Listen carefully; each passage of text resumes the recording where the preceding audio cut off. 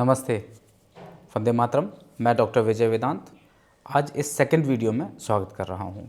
ये second video है meditation की एक प्रोसेस के बारे में, क्रिया योग। तो हम इस वीडियो में और डिटेल में जाएं, मैं कुछ ही चीज़ें आपके साथ शेयर कर रहा हूँ। अगर वो कॉन्सेप्ट्स आप थोड़ा गो थ्रू करते हैं, उनको डीपली अंडरस्टैंड करते हैं, तो मेडिटेशन की जर्नी आपके लिए बहुत ईजी हो जाएगी।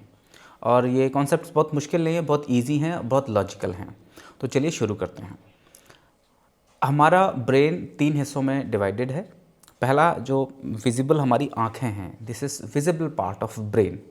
हम आँखों को आँखें ही समझते हैं कि आईज़ हैं, ये एक सेंसरी ऑर्गन है, बट ये ब्रेन से कनेक्टेड हैं डायरेक्टली। और ये इतनी इम्पॉर्टेंट पार्ट हैं ब्रेन का कि इसको 33% of the cranial nerves dedicated हैं। हमारे ब्रेन से total 12 pair of cranial nerves originate होती हैं, जिसमें से 4 पेयर ऑफ क्रेनियल नर्व्स हमारी आँखों से कनेक्टेड हैं। तो इसका मतलब यह है कि जो क्रेनियल नर्व का न्यूरल रिसोर्स है वो 33% हमारी आँखों से कनेक्टेड है, जो कि हमारा horizontal movement, up down movement और रोटेटरी मूवमेंट, इन सारे मूवमेंट में हेल्प करती है। दूसरा, ब्रेन तो एज इट इज़ आपको पता है कि ब्रेन हमारा यहाँ क्रेनियल कैविटी में है। और तीसरा, ये जो ब्रेन का एक्सटेंशन है जिसको हम स्पाइनल कॉर्ड बोलते हैं, तो ये स्पाइनल कॉर्ड में सारी की सारी बाकी का जो एक्सटेंशन होता है नर्वस सिस्टम का, पूरी बॉडी में हर तरीके की नर्व्स जो चैनलाइज होती है, तो वो स्पाइन के थ्रू ही होती है। और spine one of the most important thing है जो कि हमारी योग में बहुत यूज़ होती है। तो अब मैं आपको जो समझा रहा हूँ वो स्पाइन से और आई से जुड़ी हुई कुछ एक सिंपल बातें हैं। योग के पर्सपेक्टिव से हम योगी लोग चक्रों की धारणा में विश्वास करते हैं। विश्वास क्या करते हैं? वो एक एक्चुअली साइंस है, बट वो साइंस बहुत ही सटल लेवल पे है। वो तब समझ में आती है, एक्सपीरियंस तब होती है जब हम नो टाइम स्टेट में पहुंच जाएं, नथिंग स्टेट में हम पहुंच जाएं। नो टाइम स्टेट का मतलब जब हमारा मन चेंजेस को कैलकुलेट करना बंद कर देता है। हमारा मन जन्म से, हमारी माइंड की ट्रेनिंग जो बाय बर्थ ऐसी है कि हमको चीज़ों को चेंजेस सिखाए जाते हैं कि ये चीज़ यहाँ थी, अब यहाँ पहुँच गई, ये ऐसी थी, ऐसी हो गई। तो हमारा माइंड चेंजेस को अडॉप्ट कर चुका है, चेंज को परसीव करता है। लेकिन अगर हम एक ऐसी अवस्था में पहुँच जाएं जहाँ हम बिल्कुल चेंज से बियॉन्ड चले जाएं, यानी जितने भी चेंजेस हो रहे हैं उसे अनटच्ड हो जाएं, तो वो अवस्था यहाँ थर्ड आई में जब हमारी अवेयरनेस टिक जाती है, जिसको हम कूटस्थ बोलते हैं। शांभवी मुद्रा तंत्र शास्त्रों में, हठयोग के शास्त्रों में बताई गई, जब हम शांभवी मुद्रा में परफेक्ट हो जाते हैं तो हम टाइमलेस जोन में पहुंच जाते हैं। हमारे भगवान शिव का इसीलिए एक नाम महाकाल है, यानी द रूलर ऑफ टाइम और द कंट्रोलर ऑफ टाइम। तो जब हम बिल्कुल थॉटलेस स्टेट में पहुंच जाते हैं तो हम एक्सपीरियंस करते हैं कि हमारे अंदर बहुत सारी एनर्जीज़ के फ़्लो हैं, बहुत सारी वाइब्रेशंस के फ़्लो हैं, बहुत सारी वेवलेंथ्स हमारे अंदर एक्टिव हैं। तो उनमें से मैं एक एक पे बात करना शुरू करूँगा। तो जहाँ पे सेक्स ऑर्गन और एनस है, उसके ठीक बीच का जो पेरिनियम एरिया है, वहाँ है हमारा मूलाधार चक्र। और मूलाधार चक्र का जो बेसिक इमोशन है वो फियर है। फियर और मटेरियल सर्वाइवल, यानी एंग्जाइटी, बहुत नेगेटिव इमोशन है एक तरीके से। वो सर्वाइवल की एंग्जाइटी नेगेटिव है। हम क्योंकि आज बहुत सेफ़ एनवायरनमेंट में जी रहे हैं, आज हम जंगलों में नहीं जी रहे हैं, बट जब तक हमारी लाइफ की अवेयरनेस मूलाधार पे है तब तक हमें चीज़ों से बहुत इनसिक्योरिटी फील होगी, जबकि आसपास सब कुछ सिक्योर होगा। तो जैसे ही हम उस इमोशन में जीते हैं कि सब कुछ इनसिक्योर है, तो हमारे ब्रेन का डिफ़ॉल्ट मोड नेटवर्क ऑन हो जाता है। ऐसे में हमारे स्ट्रेस हार्मोन हाई रहते हैं, और स्ट्रेस हार्मोन हाई रहेंगे तो डेफिनेटली आपका मेटाबॉलिज्म डिस्टर्ब ही रहने वाला है। फैट कभी जल्दी बर्न नहीं होगा। तो मैं उस टेक्निकल डिटेल में नहीं जाता हूँ, मैं सिर्फ आज इमोशंस और एनर्जी की बात करता हूँ कि कौन सी मेंटल एनर्जी आपको एक्सपीरियंस होगी, कैसा इमोशन आपको एक्सपीरियंस होगा जब आप किसी खास चक्र पर अपनी लाइफ की एनर्जी को ज़्यादा चैनलाइज कर रहे हैं। तो मूलाधार चक्र पे जब हमारी लाइफ एनर्जी ज़्यादा सेंटर्ड होती है तो हम बहुत ज़्यादा फियर को एक्सपीरियंस करते हैं, सर्वाइवल एंग्जाइटी को एक्सपीरियंस करते हैं, लैक ऑफ रिसोर्सेज को हम, मतलब लाइफ में एब्सेंस को हम ज़्यादा परसीव करते हैं कि मेरे पास ये नहीं है, मेरे पास वो नहीं है, मेरे पास ये रिसोर्स नहीं है, मेरे पास पैसा नहीं है, घर नहीं है, सेफ्टी नहीं है। तो जो नहीं है उस पर हमारा दिमाग ज़्यादा फोकस होता है जब हमारी चेतना मूलाधार में होती है। और वो बहुत ही ग्रॉस एलिमेंट है, मतलब पृथ्वी तत्व है, वहाँ पे बहुत हैवी होता है, वहाँ पर तमस भी ज़्यादा होगा डेफिनेटली, और बुद्धि ज़्यादा खुल के काम नहीं करती है। लेकिन जब जैसे जैसे हमारी फिर कुंडलिनी की साधना शुरू होती है, क्रियायोग की साधना शुरू होती है, फिर हम वहाँ से अपलिफ्ट करना शुरू करते हैं लाइफ एनर्जी को और अवेयरनेस को। फिर दूसरा चक्र आता है स्वाधिष्ठान चक्र, जहाँ हमारी टेल बोन बनती है जाके पीछे स्पाइन में टेल बोन, तो वहाँ पर होता है स्वाधिष्ठान चक्र। स्वाधिष्ठान चक्र पे जब हमारी लाइफ एनर्जी, जीवन ऊर्जा पहुँचती है, तो हम ज़्यादा सोचते हैं सेक्सुअलिटी के बारे में। और चूँकि हमारे आज की मॉडर्न सोसाइटी में, सो कॉल्ड मॉडर्न सोसाइटी है, हम सेक्स को लेके बहुत ही सप्रेस्ड फीलिंग रखते हैं, और सेक्स के अराउंड हमने बहुत सारा गिल्ट फैब्रिक भी क्रिएट कर रखा है। सेक्सुअलिटी को हम कभी पॉजिटिवली एड्रेस नहीं करते हैं, जिसके कारण होता है कि ये जो एक सिंपल सी बायोलॉजिकल नीड है वो सही तरीके से सैचुरेट नहीं हो पाती, फुलफ़िल नहीं हो पाती, तो इससे हम अक्सर कर फ्री ही नहीं हो पाते हैं। बड़े बड़े साधु महात्मा भी इस सेक्सुअल एनर्जी के क्रिएटिव एक्सप्रेशन को एक्सपीरियंस नहीं कर पाते। सेक्सुअल एनर्जी मेन एनर्जी है, वो क्रिएटिव एनर्जी है, उसी एनर्जी से पेड़ पौधे सब फ्लरिश कर रहे हैं, ग्रो कर रहे हैं। सारे जीव जातियाँ सेक्सुअल एनर्जी से ही बर्थ ले रही हैं, लाइफ में ब्यूटीफुली एक्सप्रेस कर रही हैं अपने आप को।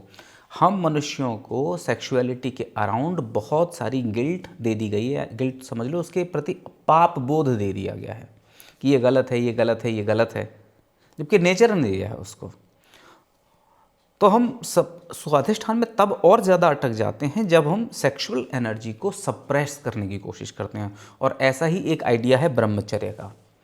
ब्रह्मचर्य का जो ओरिजिनल थॉट था वो ब्रह्म जैसा आचरण था। ब्रह्म मतलब जो सबके प्रति समानता से व्यवहार करता है, सबके प्रति इक्वालिटी की विजन को रखता है, वो ब्रह्मचर्य है। तो हम सबके प्रति इक्वालिटी कहाँ रखते हैं? जो ब्रह्मचर्य की ज़्यादा बात करते हैं वो ज़्यादा छुआछूत की बात भी करते हैं। उनके लिए तुम छोटी जात, तुम बड़ी जात, ये वो, तुम स्त्री, तुम पुरुष, तो कितने सारे भेदभाव हो सकते हैं। ब्रह्मचर्य की बात करने वाले वो ज़्यादा भेदभाव करेंगे। आचरण में ब्रह्म जैसा तो तत्व आता ही नहीं दिखता है। और जो सच्चे ब्रह्मचारी होते हैं, they never worry about sexual suppression.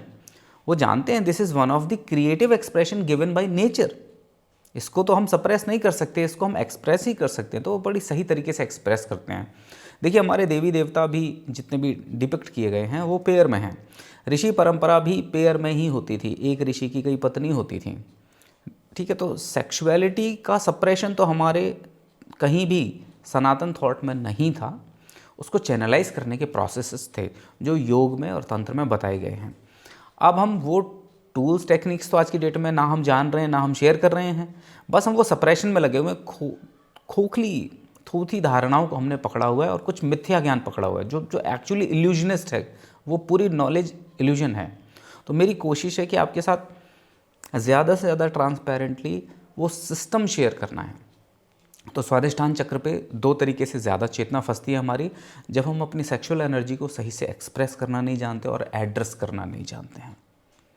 आगे आने वाले टाइम में जैसे जैसे मैं इस पूरी सीरीज़ में आपके साथ सिस्टम्स, टेक्निक्स पे बात करूँगा, तो वहाँ पे आपको मैं समझा पाऊँगा कि कैसे इस सेक्सुअल एनर्जी को आप ट्रांसफॉर्म करके आप ब्रह्मरंध्र यानी सहस्त्रार चक्र तक पहुँचा सकते हैं। वो ट्रांसफॉर्मेशन बहुत पॉसिबल है। अब बात करते हैं तीसरे चक्र की, मणिपुर चक्र की। Manipur chakra is all related to material expression like hunger, food, clothing, shelter. ये जितने भी मटेरियल एक्सप्रेशन और पोजेशंस हैं, ये इन सब के जो इमोशनल अटैचमेंट है वो हमारे नाभि से जुड़े होते हैं। और नाभि से एक चीज़ और जुड़ी हुई है कि जब भी हमको फिज़िकल स्ट्रेंथ की डिमांड होती है तो वो फिज़िकल स्ट्रेंथ भी हम ड्रॉ करते हैं अपनी नाभि से। समहाउ थोड़ा सा जो फियर का एलिमेंट है वो भी नाभि को इफ़ेक्ट करता है। और नाभि अगर सही तरीके से हमने रेगुलेट नहीं की तो हमें छोटी छोटी बातों में बड़े बड़े स्ट्रेस हो जाते हैं। और इनफैक्ट इसका वाइस वर्सा भी है, जितना ज़्यादा हम इफ़ेक्ट स्ट्रेस का लेते हैं, यानी जितना ज़्यादा हम स्ट्रेस्ड हो जाते हैं उतनी ही ज़्यादा हमारी गट हेल्थ भी पुअर हो जाती है। तो वाइस वर्सा है, एक दूसरे को इफ़ेक्ट करते हैं, दोनों चैनल बाई चैनल है। तो इस पर भी हम बात करेंगे, इससे एनर्जी को कैसे अपलिफ्ट करें। फिर आता है हमारा हृदय चक्र। हृदय चक्र यानी अनाहत चक्र। यहाँ हम पर्सन टू पर्सन कनेक्ट करना सीखते हैं, जिसको सेंस ऑफ बिलोंगिंग बोलते हैं, जिसको हम प्रेम की भावना भी बोलते हैं। तो वो जो one on one connect feel होता है वो अनाहत चक्र तक एनर्जी पहुँचने पर होता है। आपने सुना होगा वो कवि कविताएं लिखते हैं कि मैंने तुम्हें देखा तो मेरे दिल में ये हुआ वो हुआ, यानी जो पर्सन से एक इंडिविजुअल कनेक्ट फील होता है वो अनाहत चक्र पे आके फील होता है। और यहाँ से ये एक बहुत ही रिक्रिएटिव सेंटर है। यहाँ से हम और ज़्यादा बड़े कनेक्शंस रियलाइज़ कर सकते हैं जब हम मेडिटेशन के थ्रू जाते हैं। तो हार्ट सेंटर कोई सिर्फ हार्ड मास का सेंटर नहीं है, यहाँ हमारी लाइफ का क्रिएटिव फोर्स डिफरेंट फ्रिक्वेंसी में एग्जिस्ट करता है। अब बात करते हैं हमारे विशुद्धि चक्र की।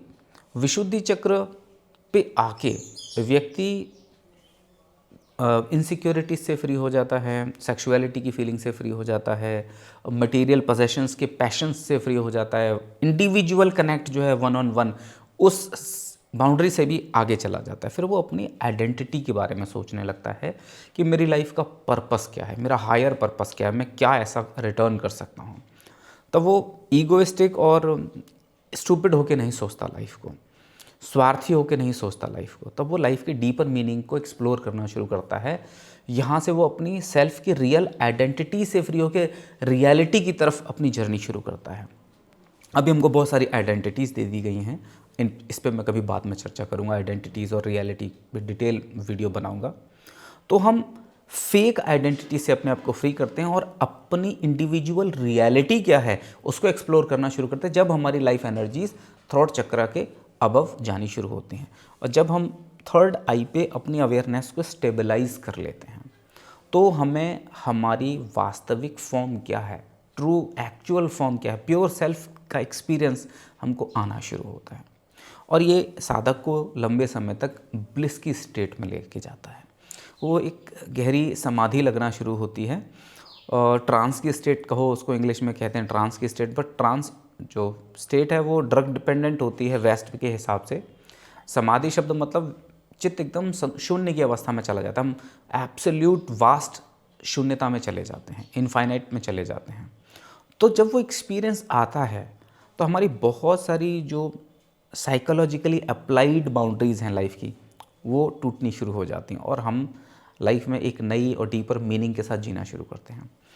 तो यहाँ जो थर्ड आई है, थर्ड आई से ऊपर जब और चेतना ऊपर उठती है तो ये जो सहस्त्रार चक्र है, सहस्त्रार चक्र जहाँ डेफिनेटली हमारे ब्रेन के बिलियंस ऑफ द न्यूरॉन्स एक नेक्स्ट स्टेट में पहुँच जाते हैं, उसको गामा स्टेट बोलते हैं न्यूरो साइंस की लैंग्वेज में। तो गामा स्टेट, थीटा स्टेट एकदम एक्टिव हो जाती है। गामा स्टेट में जब ब्रेन वेव्स एक्टिव होती हैं तो क्रिएटिव इंटेलिजेंस मैक्सिमम पोटेंशियल में अपने आप को मैनिफेस्ट करता है और हमें अपने सोर्स की रिमेंबरिंग हो जाती है कि हम कहाँ से आए थे, ये बॉडी में एग्जिस्ट करने का पर्पस क्या है, वो एकदम क्लियर हो जाता है हमारा। तो जैसे जैसे ये आप देखेंगे ये 7 चक्रास पूरे न्यूरो साइंस बेस्ड हैं। ऐसा नहीं कि ये कोई फेयरी टेल हैं किसी योगिक टेक्स्ट में लिखी हुई, actually these are neuro scientific centres. यहाँ हमारे बॉडी का नर्वस सिस्टम बहुत ही कॉम्प्लेक्स तरीके से काम करता है, जिनको आने वाले वीडियोस में हम डिटेल में समझेंगे। तो आप ट्यून अप रहिए, जुड़े रहिए। आने वाले वीडियोस में आपके साथ मैं टेक्निक्स भी शेयर करूँगा। अगर आपको ये वीडियो अच्छा लगा हो तो ये वीडियो और अपने दोस्तों के साथ भी शेयर कीजिए। मैं बहुत हैवी एडिटिंग में नहीं जा रहा हूँ, तो ये वीडियो विजुअली बहुत सिंपल होने वाले हैं। हो सकता है कि मोनोटोनस भी हों, so I really feel sorry for that, क्योंकि वो एडिटिंग वगैरह के अगर फ्लो में जाता हूँ तो फिर मैं अपने काम से बहुत भटक जाता हूँ, ना ही मेरे पास इतना टाइम मिल पाता है।